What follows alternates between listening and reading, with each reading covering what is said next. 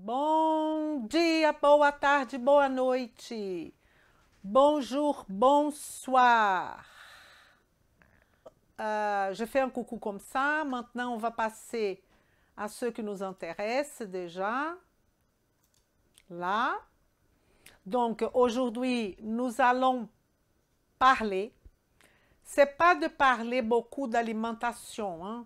L'objectif, c'est de faire le rapport entre les aliments et les hormones. Évidemment, vous voyez tout ça autour de l'assiette. Cancer de prostate, troubles menstruels, acné, troubles thyroïdiens, ménopause, etc. Tout ça fait partie, effectivement, de la formation, où vous aurez toute la relation de l'alimentation avec tous ces équilibres-là. Mais vem comigo. Mais aujourd'hui, je suis là. Pourquoi? Parce que je suis Elisa Marceau, chirurgiã dentiste, naturopathe, formatrice spécialisée en nutrition fonctionnelle.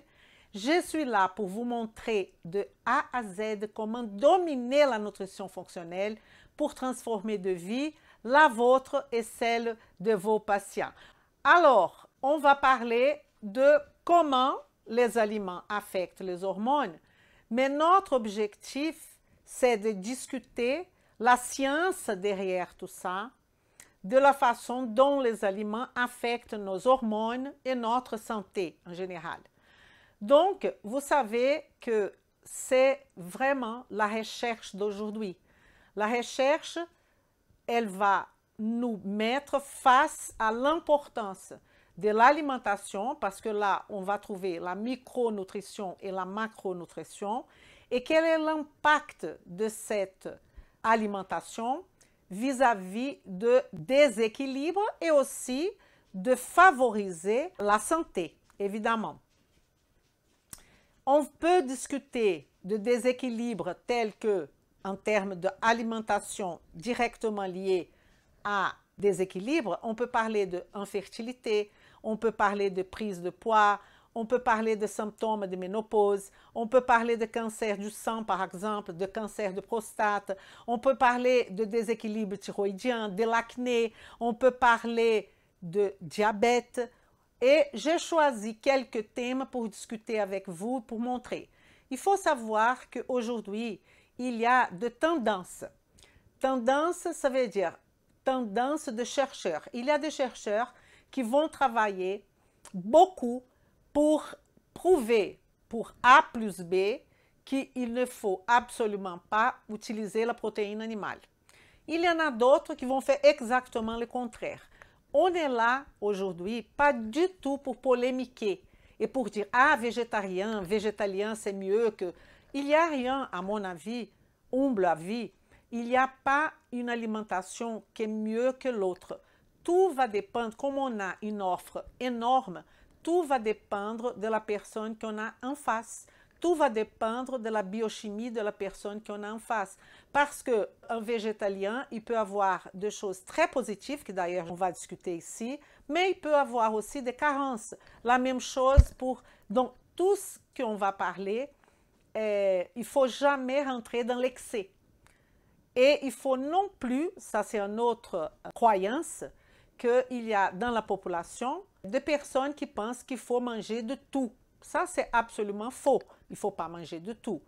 Et je voudrais aussi vous dire que cette chaîne, elle est faite pour vous, professionnels de santé, qui s'intéressent pour la nutrition fonctionnelle, qui voudraient faire de la nutrition fonctionnelle une stratégie d'action dans votre quotidien en tant que professionnel de santé. Je m'explique. Ça veut dire que si vous êtes médecin, dentiste, naturopathe, chiropracteur, éthiopathe, coach en nutrition, coach sportif, et si vous voulez mettre en pratique la nutrition fonctionnelle, vous êtes dans le bon endroit. Mais Elisa, pourquoi je vais vouloir mettre la nutrition fonctionnelle en pratique? Parce que la nutrition fonctionnelle est une stratégie de travail. Elle va vous montrer comment vous allez réfléchir pour trouver une solution définitive à votre client ou à votre patient en ce qui concerne absolument tout ce qui est maladie et intervention de chronicité. Ici, on est dans le monde du chronique. Ce qu'on veut, c'est d'intervenir pour la prévention du chronique, intervenir pendant le chronique et intervenir après pour faire le maintien de la santé qu'on appelle vitalité positive. Qu'est-ce que ça veut dire vitalité positive? Ça veut dire l'absence de maladie, oui, mais ce n'est pas que ça. C'est effectivement avoir le mental, le spirituel et le psychisme équilibré. Évidemment, on a tous des stress, on a tous des problèmes, mais quelle est la capacité de cette personne de faire face à cet stress? Quelle est sa capacité qu'on appelle de résilience? Donc, la nutrition fonctionnelle associée à plusieurs techniques que vous avez déjà, vous allez apprendre à mettre cette personne dans la matrice de la nutrition fonctionnelle et vous allez faire le lien de tous les systèmes biologiques qui vont constituer les nœuds biologiques pour permettre de proposer une solution définitive. J'adore ce mot définitive parce que c'est définitive dans le sens que pour ce problématique-là de la personne, elle va effectivement arrêter de penser à ça. Et comme elle va arrêter de penser à ça, c'est parce qu'on a fait plusieurs modifications dans son hygiène de vie, dans l'alimentation, dans la micronutrition, dans la macronutrition, qui va permettre d'établir une vie à moyen terme très, très positive. Évidemment, il y aura un accompagnement tout le temps au long de la vie de cette personne.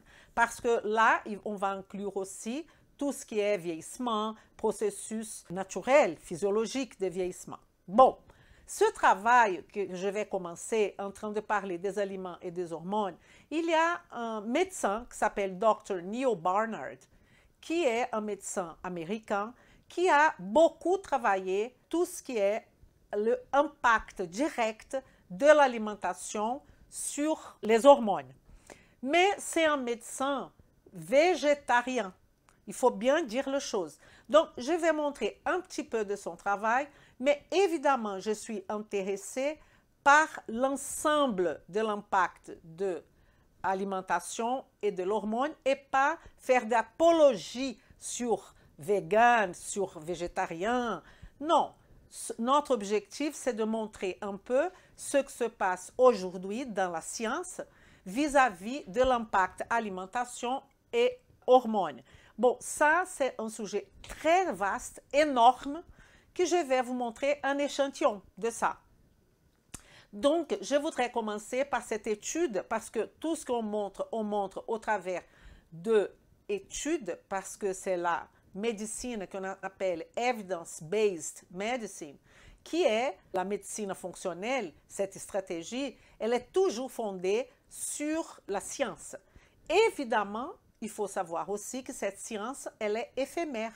Elle n'est pas une vérité absolue. Elle change tout le temps. Donc là, je vous présente une étude sur la douleur menstruelle. Donc, qu'est-ce qu'on avait? Diet and sex hormone binding globulin, dysménorrhée et symptômes prémenstruels liés à l'alimentation. Alors, qu'est-ce qu'était la population de cette étude? C'était une population de femmes ayant de douleurs menstruelles modérées à sévères tous les mois. Ces femmes-là, elles avaient des douleurs tous les mois. 50% de cette population ont fait un régime vegan. Attention, véganisme, ça veut dire pas du tout de composants animaux. Et 50% ont eu un placebo, pas un régime, un placebo. Après 2 cycles de menstruation, elles ont changé. Les groupes du régime de supplémentation est devenu les 50% placebo et les groupes placebo a passé au régime vegan. Donc, placebo, ça veut dire qu'on n'a rien fait, d'accord? Alors, conclusion, de ce travail. L'intensité, évidemment, si vous voulez lire tous les détails de cet article, il est à votre disposition. Vous allez sur Google et vous pouvez taper le titre de l'article et vous aurez l'article complet. Mais la conclusion, l'intensité de la douleur a diminué de manière significative pendant la phase du régime. Ce qui est important, c'est que tous ces articles, il faut avoir un biais critique aussi. Parce que, qu'est-ce que veut dire par diminuer de manière significative? Ça, c'est la question qu'on va se poser.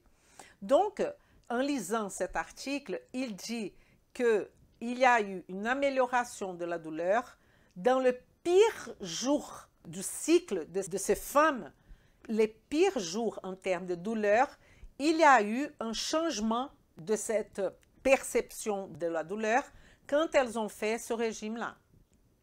Et quelque chose d'important, toutes ces femmes, ils ont demandé aux participants de cet article de ne pas utiliser de médicaments hormonaux comme les pilules contraceptives. D'accord? Donc, selon, alors là je vais être bien clair, selon le médecin qui a participé de l'étude, qui est effectivement Dr. Barnard, que je vous ai parlé tout à l'heure, il dit que au deuxième mois du régime végétalien, il y avait une femme, selon l'étude, qui elle n'avait pas besoin d'arrêter de prendre la pilule parce qu'elle était, selon elle, stérile. Donc, elle a communiqué ça au médecin. Non, je ne prends pas de pilule et de toute façon, je n'ai pas besoin d'arrêter de prendre de pilule parce que je ne le prends pas parce que je suis stérile. Et au deuxième mois du régime, cette femme, elle est tombée enceinte. Ça, ne dit pas Elisa, vous rêvez, ça c'est écrit dans l'article, écrit par Dr. Barnard et son équipe, qui est là, Dr. Barnard. Vous voyez là, Dr. Barnard. Achali, Hurlock et Pertran. OK? Donc, toute l'information, et il faut savoir, c'est un clinical trial, et qui est dans la revue Obstetric Gynecology, quand même. OK? Et ça, c'est dans l'année 2000 qu'ils ont fait ça. Alors, je voudrais quand même donner, faire une petite révision de qu'est-ce que ça veut dire les hormones détraquées. Sont les hormones déséquilibrées. Et donc, j'utilise avec mes élèves dans la formation, j'utilise beaucoup de métaphores. Et parmi les métaphores que j'aime bien utiliser, c'est cette métaphore de la boîte aux lettres.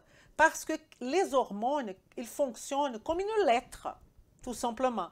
Et ces lettres, elle sera déposée où il y a de boîtes aux lettres. S'il n'y a pas de boîte aux lettres pour recevoir cette lettre-là, il n'y aura pas d'information pour le corps à ce niveau-là. Qu'est-ce que je veux dire?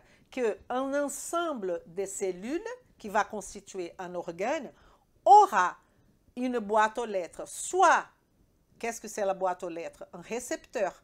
Soit il y aura un récepteur au niveau membranaire, soit il y aura un récepteur au niveau cytosolique, qui sont des récepteurs hormonaux.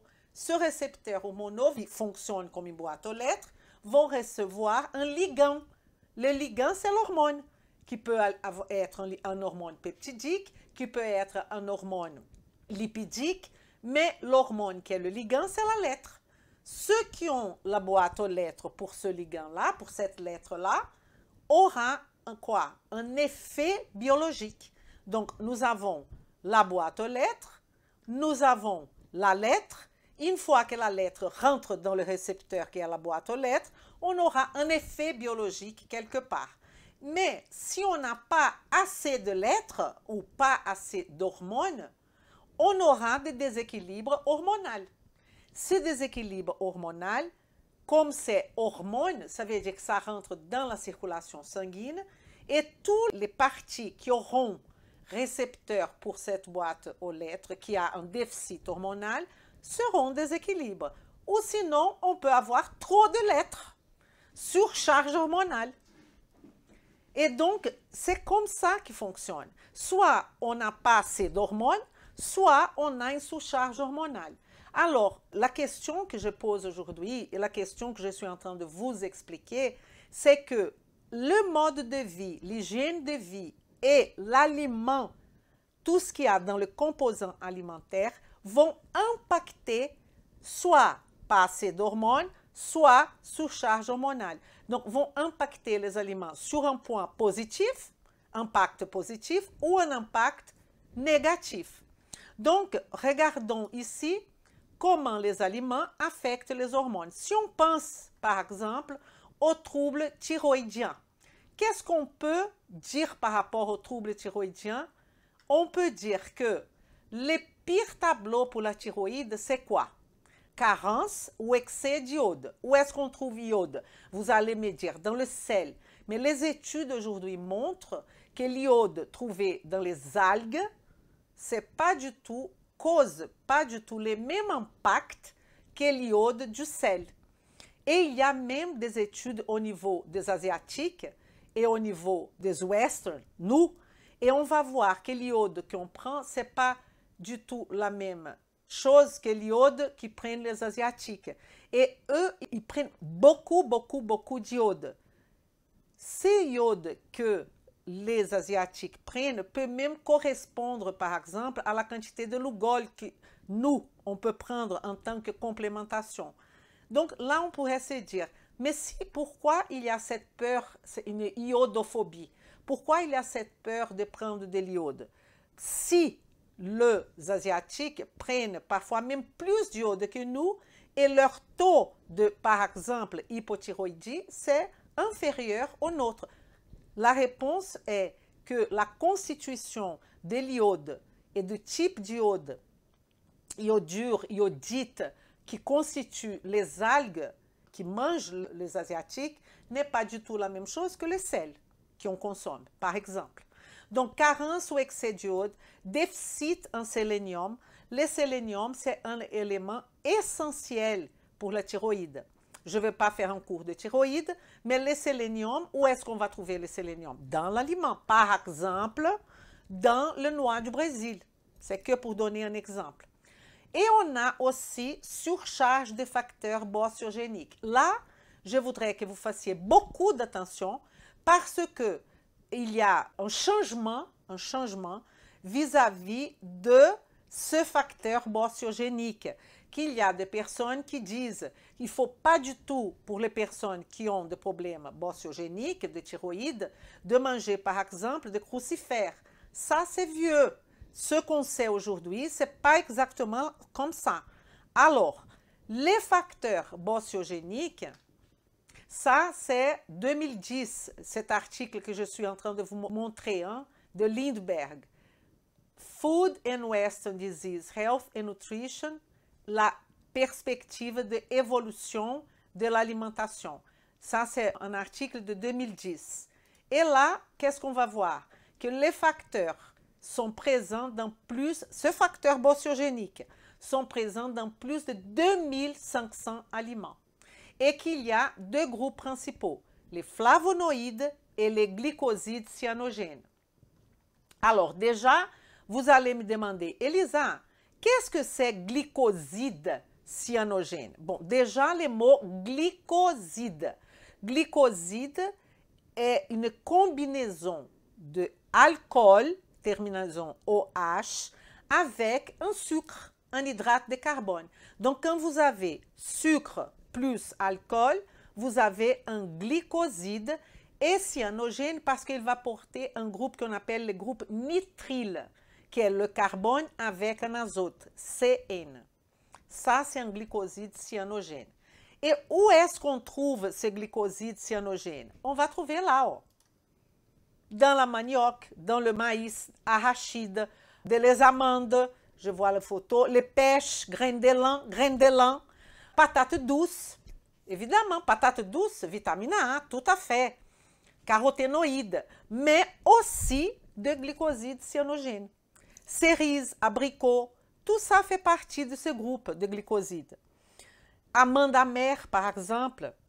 Mais quelle est aujourd'hui la problématique de ces glycosides cyanogènes? C'est tout simplement ça. La dose quand elle est extrêmement élevée. Et là, vous allez me dire, qu'est-ce que ça veut dire dose élevée? Donc, aujourd'hui, dans 2022, qu'est-ce qu'on va considérer? Les études avec des populations qui mangent beaucoup de manioc, comme la population brésilienne, comme la population africaine, peuvent impacter négativement dans la thyroïde si on a une consommation, comme c'est le cas en Afrique, journalière à grande quantité. Ce n'est pas 2 fois par semaine, c'est la persévérance, l'insistance. On a plusieurs articles qui parlent de ça aujourd'hui. Et bon, là, on a une étude qui va parler Systematic Review and Meta-analyse du soja. C'est un autre sujet hyper conflictueux. Qu'est-ce qu'on a aujourd'hui? En 2019, on a plusieurs études sur le soja. Ça, c'est une étude sur le soja de 2019, cette étude-là. Il va faire un examen systématique et méta-analyse de l'effet du soja sur la fonction thyroïdienne. C'est parfait. Donc, il y a plusieurs études. Ça, c'est une étude, ok? Je ne vais pas rentrer dans le détail parce que tout ça fait partie de notre formation. Ce n'est pas parce que je ne veux pas rentrer dans le détail, mais je trouve très aride de faire ça pendant une live. Dans la live, ce qu'il faut, c'est que vous soyez conscient de ce qui se passe aujourd'hui.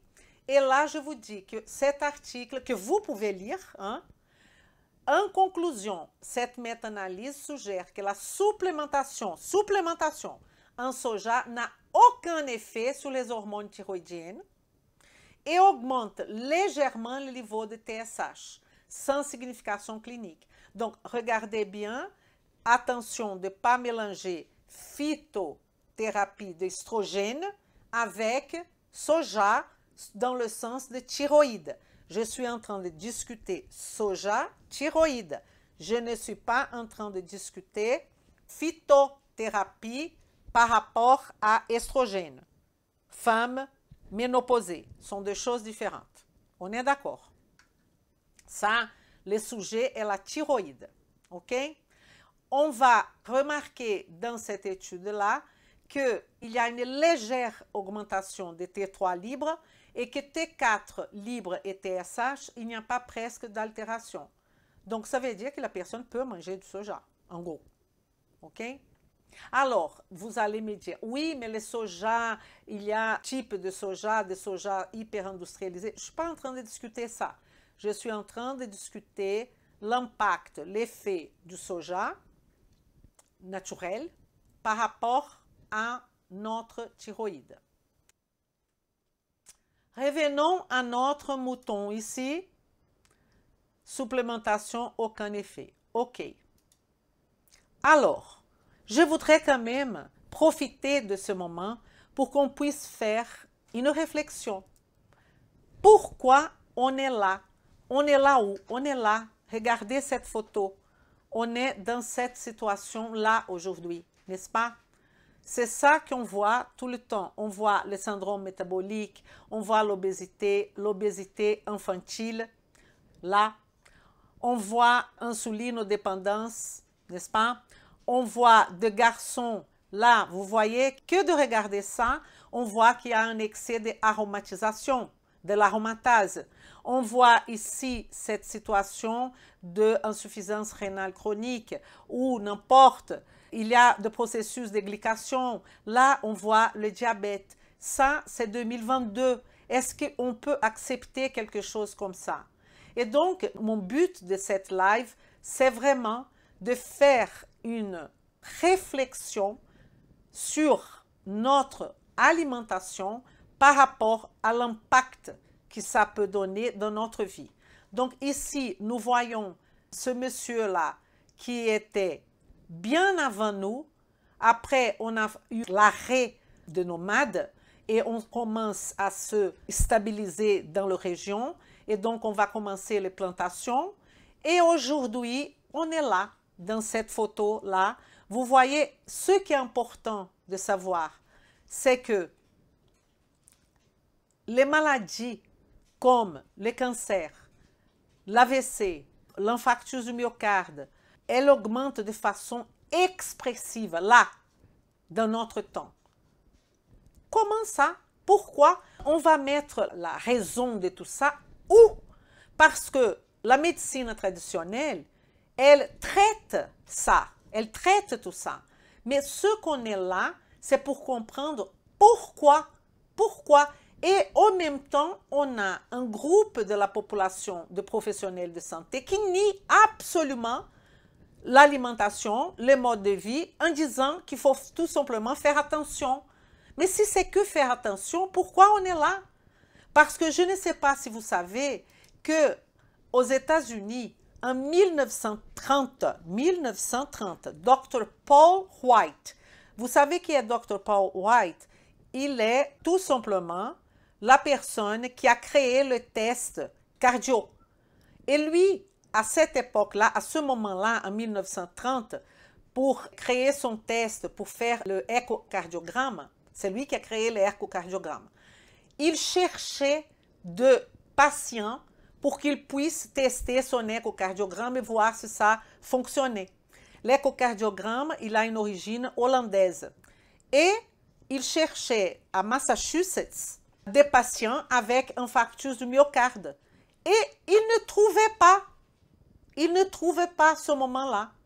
Donc, en 1930, on avait 3000 décès. Ça, il faut dire aux gens. 3000 décès par infarctus du myocarde. En 1960, 30 ans après, on a passé à 300 000 décès par infarctus du myocarde. Et c'est ça la question qu'on pose. On ne veut pas être contre les médecins. Au contraire, j'ai beaucoup d'élèves médecins. Mais ce qu'on veut, c'est de comprendre, mon Dieu, qu'est-ce que se passe à partir du moment qu'on sait que le génome humain de ce monsieur-là, numéro 1, et de celui-là, le troisième, n'a pas subi de modifications dans les dernières 20 000 ans. C'est le même génome. Donc, si c'est le même génome, si on est dans cette situation-là aujourd'hui, je ne sais pas, il faut beaucoup de recherches pour demander quelle est l'explication. Évidemment, cette explication est dans l'épigénétique. Elle n'est pas dans la génétique. Elle est dans cette vision que je vais vous donner aujourd'hui. Je voudrais que vous notez ça, que vous aussi me faites un grand faveur. Est-ce que vous pouvez partager cette live dans les réseaux sociaux, dans votre Facebook, dans votre YouTube? Pourquoi? Parce que c'est un appel de conscientisation aux professionnels de santé, surtout parce qu'on ne va pas régler le problème chronique avec médicaments et chirurgie. Ça, c'est pour vous montrer que le règlement de problème, il est là. Il est dans le mode de vie. Regardez le garçon. Regardez ce garçon-là. Regardez ce qui est à côté de cette personne-là. Et ça, on voit tous les jours, n'est-ce pas? Je ne suis pas en train d'inventer quoi que ce soit. Et on sait que ça sont des informations absolument scientifiques. La consommation per capita par personne a passé de 5 kilos consommation alimentaire, 5 à 70 kilos par an de 1800 à 2006. On a passé de 100 kilos à 70 kilos. Augmentation, ça c'est de 505 kilocalories par jour. On a augmenté 500 kilocalories par jour de 1970. J'étais née, j'avais 9 ans, à 2010. On a augmenté et on fait que augmenter malgré toutes les explications, malgré tous les mouvements de médecins français, européens, brésiliens, mondiaux.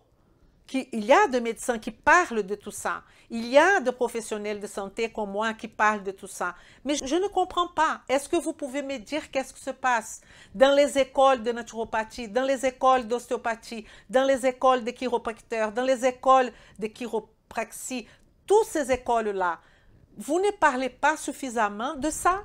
Vous parlez beaucoup de la technique de l'ostéopathie, par exemple, de comment faire un ligament croisé, de comment aider la personne à remettre sa colonne vertébrale. Mais vous pouvez faire tout ça. Mais si vous n'avez pas ça, vous aurez toujours cette situation. Évidemment que la colonne vertébrale de cette personne-là ne va pas bien. Parce que pour avoir tout ce poids sur la colonne vertébrale, donc qu'est-ce qui se passe? À vous, ostéopathe, je peux me diriger à vous un petit peu. Vous allez régler ce problème, mais vous avez besoin, régler le problème, je vais dire, peut-être d'aligner la colonne vertébrale, mais ça ne sert pas à grand-chose de dire, vous avez besoin de perdre du poids, parce que les gens, ils sont complètement perdus. Et donc, notre travail, c'est de comprendre comment je vais, d'une façon scientifique, organiser ma tête pour être ostéopathe et en même temps, donner à la population, à mes patients, à mes clients, la possibilité de changer complètement leur mode de vie. Qu'est-ce qu'il va me falloir pour ça en tant que professionnel? Il va me falloir déjà une autre discipline. Il va me falloir de la connaissance biochimique parce qu'il y a dans le monde plusieurs régimes alimentaires. Ça ne manque pas, mais ça ne marche pas. La preuve. Parce qu'on a besoin de ce que j'appelle dans la formation que je donne en nutrition fonctionnelle, le PAP. Qu'est-ce que c'est le PAP? Le plan alimentaire personnalisé. Plan alimentaire personnalisé. Et au travers de l'utilisation d'un plan alimentaire personnalisé, vous pouvez, au travers aussi de techniques, de convaincre cette personne-là, que je suis en train de vous montrer, de vous apponter là, de convaincre cette personne, qu'est-ce que je vais utiliser comme mindset, travailler le mindset de cette personne pour qu'elle arrête ça, pour qu'elle ait un autre mode de vie. Ça, c'est hyper compliqué. Et pour cela, je voudrais vous présenter un des problèmes majeurs de l'impact. Je ne pouvais pas parler de ça, de parler de l'impact de l'alimentation par rapport à les hormones. Il faut absolument parler du système de down-regulation que je vais vous expliquer, qui est celui-là. Écoutez bien moi, je vais utiliser une métaphore. On va dire, ça sont deux exemples que je vais vous montrer, le IR. Qu'est-ce que c'est le IR? C'est l'insulinorésistance. L'insuline, c'est une hormone qui est complètement liée à l'alimentation, n'est-ce pas? Qui est liée à dysbiose, qui est liée à métabolisme glucidique, qui est lié à glucides, qui est lié à tout ça, à inflammation. Donc, cette insulinorésistance, le nom il dit déjà, une résistance à l'action de l'hormone insuline, il existe parce qu'il y a un système qui s'appelle système de down-regulation. Je vais vous expliquer qu'est-ce que c'est ce système de régulation down-regulation. Je ne sais pas comment je dis ça en français. Enfin, vous allez imaginer ici, dans cette première photo-là, vous allez imaginer que vous rentrez dans une ville, vous êtes en train de voyager, vous regardez les paysages dans votre voyage, tout va bien, et d'un coup, vous rentrez dans une ville qui a une odeur pas possible, horrible. Et je peux vous dire que ça me remet à l'état de Rio de Janeiro, où il y a beaucoup de sucre, de canne à sucre, qui quand on rentre dans une ville qui s'appelle Campos, vous allez remarquer que ça pue, mais ça pue, absolument. Et là, vous demandez comment les populations qui habitent dans cette ville supportent cette odeur. Parce que vous allez voir qu'au fur et à mesure que la personne y habite, elle s'habitue par un processus de down regulation. Le corps fait une régulation qu'il ne ressent pas aussi fort cette odeur. Vous comprenez? Je peux donner un autre exemple qui est aussi la musique très forte. Les jeunes peuvent mettre une musique absolument incroyable, qui quand on écoute, on dit c'est pas possible. Mais à la force d'écouter cette musique aussi haute, le corps va faire un down regulation. C'est la même chose pour l'insuline. À chaque consommation d'excès de sucre, vous aurez une augmentation absurde d'insuline. Et donc, la fonction de l'insuline, c'est, on va voir les deux situations maintenant. J'adore ce sujet. J'espère que vous êtes en train de bien comprendre ce que je suis en train de vous montrer. Et maintenant, je vais tout simplement vous montrer qu'est-ce qui se passe au niveau de nos cellules. Ça va se passer comme ça. Nous avons là, déjà, je vous montre ici une cellule, la membrane cellulaire. Ici, c'est le cytosol de cette membrane. Et ici, on a l'insuline. L'insuline est la lettre. Et ce que vous allez voir ici, qui est en bleu, là comme ça, c'est le récepteur à l'insuline, qui est la boîte aux lettres. Donc, nous avons un ligand, qui est une hormone peptidique, insuline, qui va rentrer dans la boîte aux lettres, qui sont les récepteurs insuline. On est bien d'accord? Et vous avez ici un rouge, tout ce boule rouge-là, dehors et dedans, qui c'est le glucose. Quel est l'objectif de l'insuline? L'objectif de l'insuline, c'est de faire bouger le GLUT4 jusqu'à la membrane pour recevoir ouverture et rentrer ce glucose dans les cellules. Pourquoi? Parce que l'insuline, elle est hypoglycémiante. Elle veut diminuer le glucose au niveau du sang, du plasma.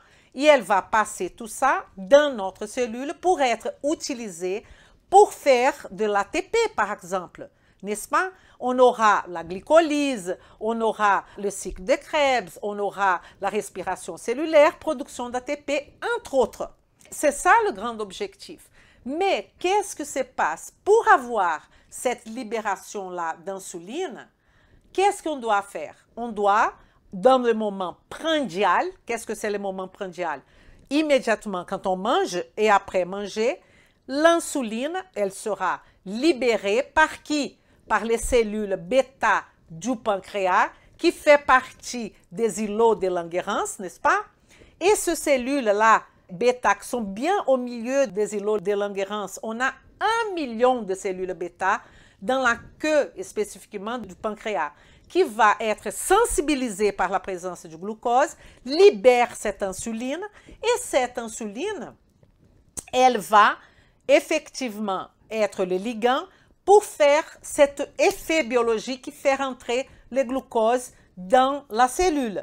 Si on a beaucoup de glucose qu'on a mangé, parce qu'il faut bien comprendre, vous parlez énormément de vous, professionnels de santé, vous parlez énormément de sucre rapide et sucre lent. Arrêtez avec cette conception en termes d'insuline, de sucre rapide et lent. Ça, c'est bien pour la présence des fibres qui vont être hyper importantes pour notre côlon ascendant, pour notre côlon descendant, pour les bactéries fermentescibles. OK, mais on parle ici que lent ou pas lent, quand on a un excès de glucose, qu'est-ce que c'est glucose? Amidon va se transformer en glucose. Galactose, lactose va se transformer en glucose. Fructose, finalement, va se transformer en glucose. Tous les oses, tous les monosaccharides, disaccharides et polysaccharides vont faire une fonction de glucose à la fin. D'accord? Donc, tout ce glucose-là, parce qu'on a, par exemple, la combinaison des disaccharides, qui est glucose plus glucose, maltose. Mais c'est glucose, ok? Donc, une fois qu'on a déjà suffisamment stocké, on a stocké au niveau du foie, par exemple, sous la forme de glycogène hépatique, stocké au niveau des muscles, glycogène musculaire, et vous continuez comme la personne que je vous ai montrée dans la photo, toutes ces personnes-là, continuent à manger du sucre. On aura un excès d'insuline. Et qu'est-ce qui va se passer? On aura une augmentation d'insuline, qui est les boules bleues. Vous voyez que par rapport à la situation normale, il y a plus de boules bleues.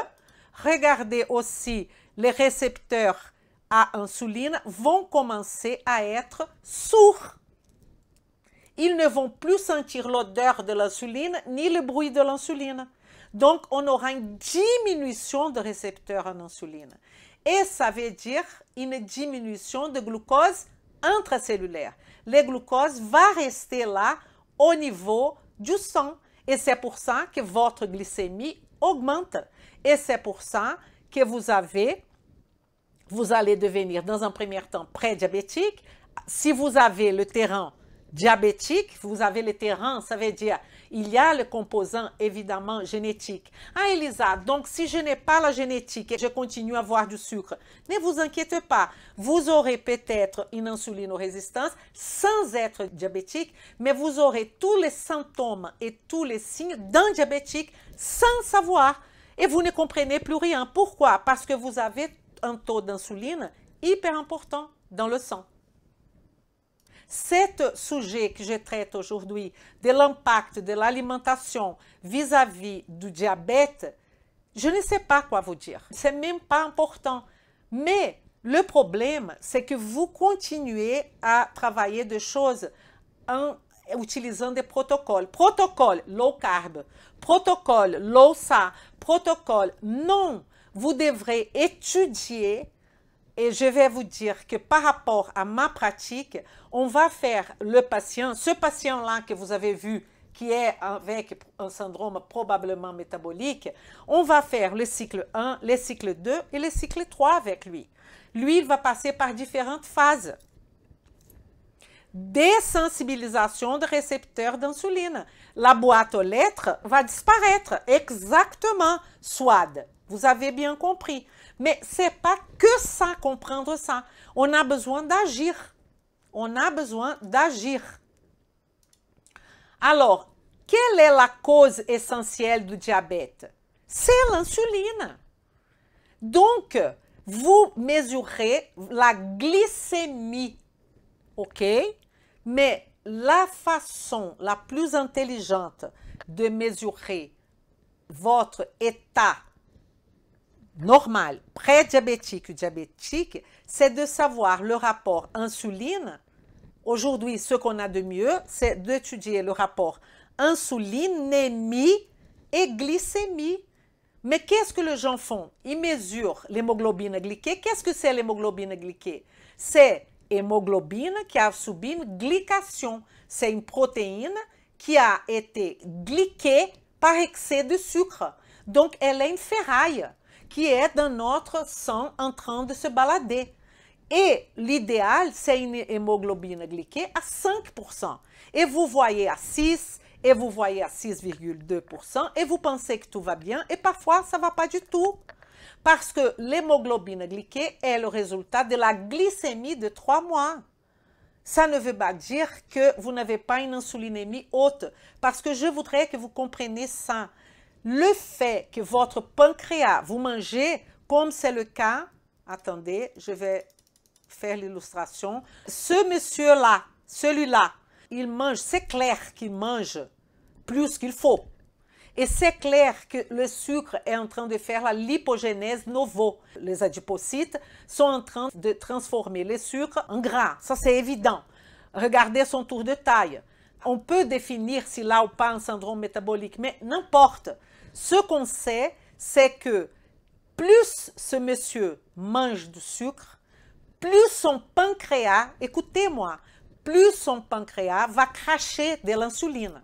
On est d'accord? Donc, il peut avoir une hémoglobine glyquée et même une glycémie normale. Pourquoi? Parce que le pancréas est en train de cracher beaucoup d'insuline. Et qu'est-ce que les gens font? Ils mesurent que la glycémie et que l'hémoglobine glyquée. Peut-être tout est un peu normal. Mais si vous regardez ce mec-là, il faut que l'insuline soit à 35 picomoles. Et vous savez, là, on peut avoir, pour vous donner une ordre d'idée, vous pouvez avoir une insulinémie qui est à 90 picomoles, à 120 picomoles. Vous comprenez ça?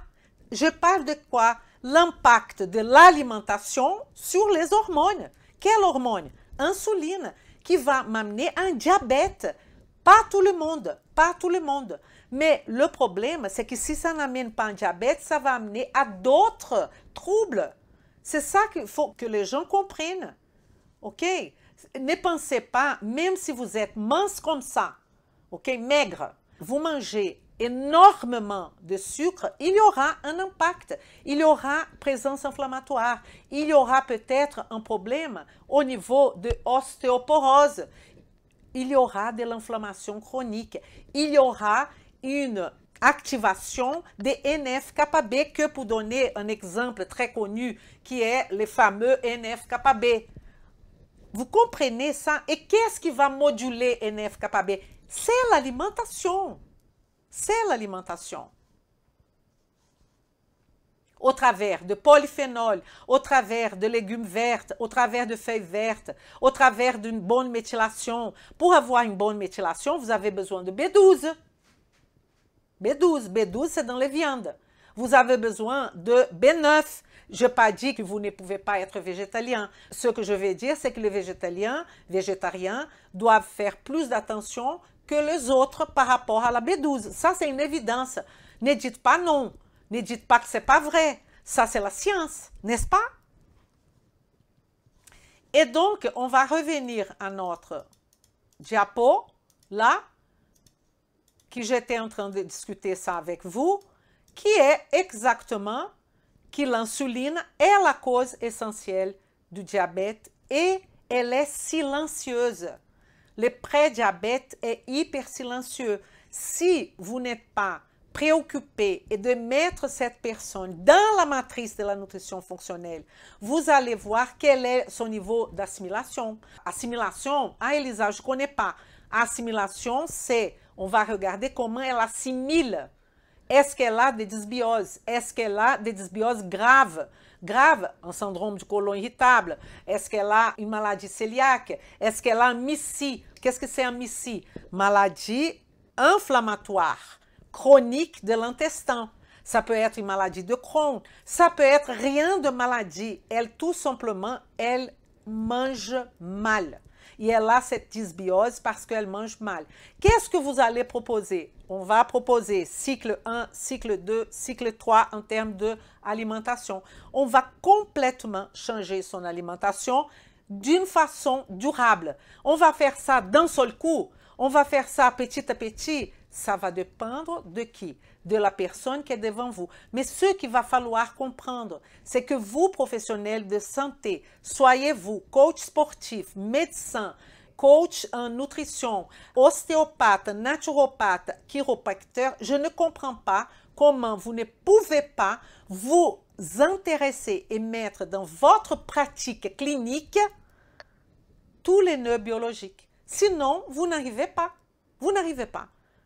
Si vous dites à la personne, faites attention à votre alimentation, faites attention à votre hydratation, attention, il faut faire l'activité physique. C'est pas comme ça que ça marche. Si c'était comme ça, on n'aurait pas la photo que je vous ai montrée tout à l'heure.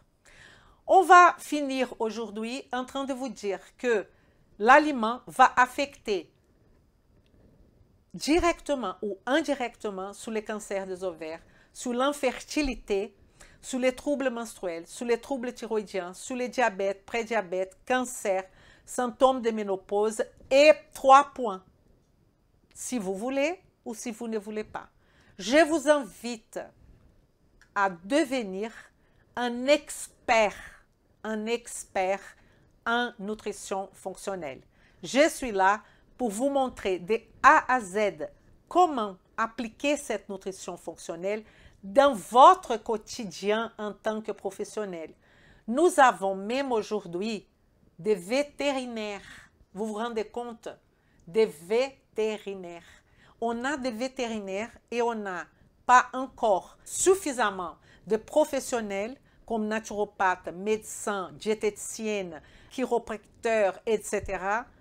dans ce type de démarche. On n'a pas suffisamment. On a beaucoup, mais je compte sur vous de prendre cette conscience et de vaincre comigo.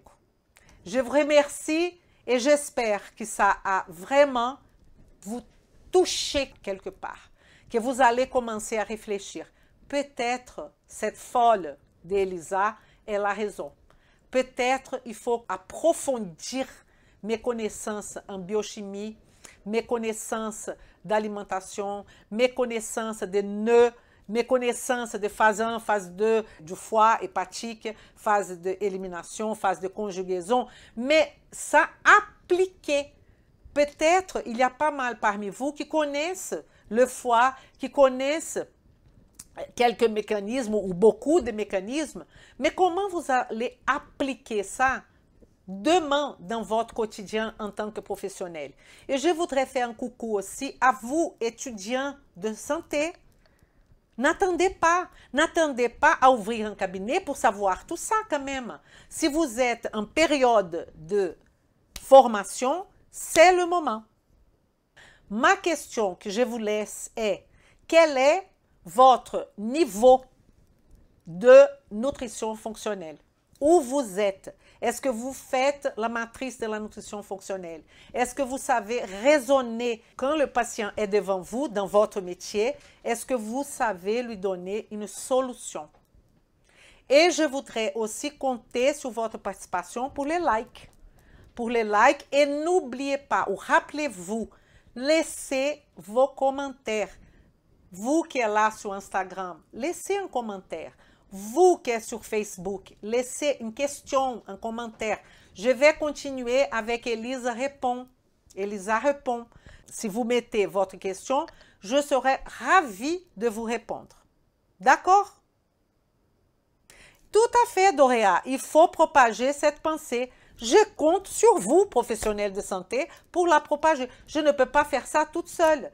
Je suis là tout le temps. Je suis là en train de crier au ciel et à terre que il faut passer par la nutrition fonctionnelle si on veut résoudre des problèmes à la durée du temps.